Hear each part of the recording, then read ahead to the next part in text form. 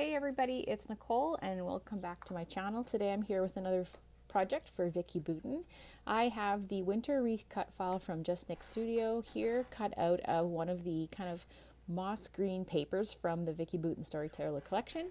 And I have this text background I really like, and I'm just applying some gesso kind of all over in a thin wash, just to kind of, you can still see the words behind it, but just to add like a nice thin layer where my kind of wreath cut file is going to go. So I'm going to clean that off my wedge right away because it will dry and mess things up, and set that aside to dry. I do want to fill in some of the berry areas on this cut file with another paper from the Storyteller collection. So I'm going to use this really fun red color and just add little tiny snips of scraps to where those circular berries are.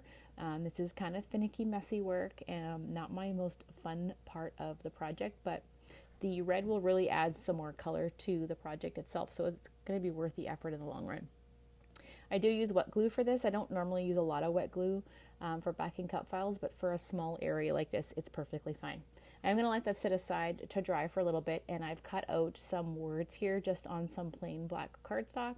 I'm going to cut 3 and then I'm going to layer them together just to kind of make it look a little more chipboardy.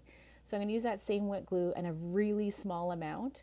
When you use wet glue on paper, you really don't want a thick coverage. You want just really a thin amount spread kind of all over so that it can fill kind of that paper area.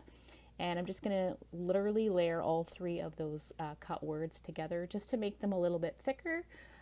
And this is a great way to kind of use almost like a cheaper brand of cardstock, just because you're going to cut a lot anyway. You're going to put them together and it's going to make it thick. So I'm going to let that set aside to dry now. And again, don't use a lot of glue if you're going to use wet glue to stick those things together. If you have a Xyron X, that would be another good alternative.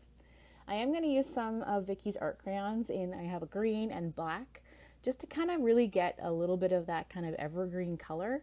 And there is gesso in the background of the page, so it kind of resists it a little bit. So it does create larger splotches, which is kind of the look I was going for. I didn't want a really light splatter. It's going to add just a little more of that subtle green to the background. And while I let that dry, I'm going to go ahead now and trim off just the excess red pieces from those berry scraps that I had stuck down earlier. It doesn't take long for that to dry, so that worked out nicely. Now I do want to pop this up on my project a little bit, so I do have some strips of foam adhesive, and I'm just cutting it down. I'm not really sticking it on the entire, every little tiny nook and cranny on the cut file, but I am going to add it to where those berries are and some of the larger kind of floral pieces here. So I'm going to get that on there, and then I am going to center that kind of over that gessoed area. And what I like about the gesso is it really adds that kind of just light, like foggy kind of background to the project. So I have my little photo here and my die cut word, and I did go ahead off camera and fussy cut out some letters from another one of the papers in the Storyteller collection to spell the word happiness. And so I'm going to use that with more foam adhesive, of course, just underneath my picture here and the rest of my title. And I'm just going to pop that up so it kind of scatters across my page. That's going to kind of fill in that bottom area of the cut file. And I noticed I kind of had it starting a little bit too far to the left, but that's okay. All right, so I'm going to kind of have my word holiday cascade just slightly over top of the kind of more sans serif script happiness, and add a few little dots of black ink from my stash. And that's just going to kind of fill in that white area from the gesso. And then I thought I needed something a little sparkly because it is a Christmas page, so I'm going to use some of the gold washi from the Storyteller collection to fill in beside the top left corner of my photo.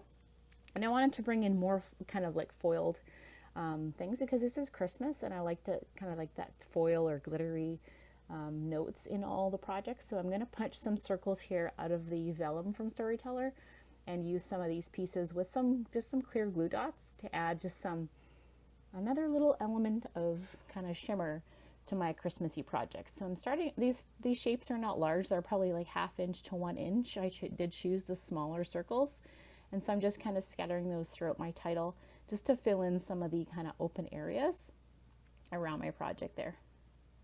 And I am picking ones that are like not with the words or anything like that, so they're kind of more neutralized. And I did think these new puffy stars from the Storyteller collection would be great for this too. and to fill that in. I kind of like using a collection that's not intended to be holiday to do holiday projects. It really does stretch your stash a little bit more. So I'm going to scatter a few of these really fun tiny gold stars in amongst my cut file.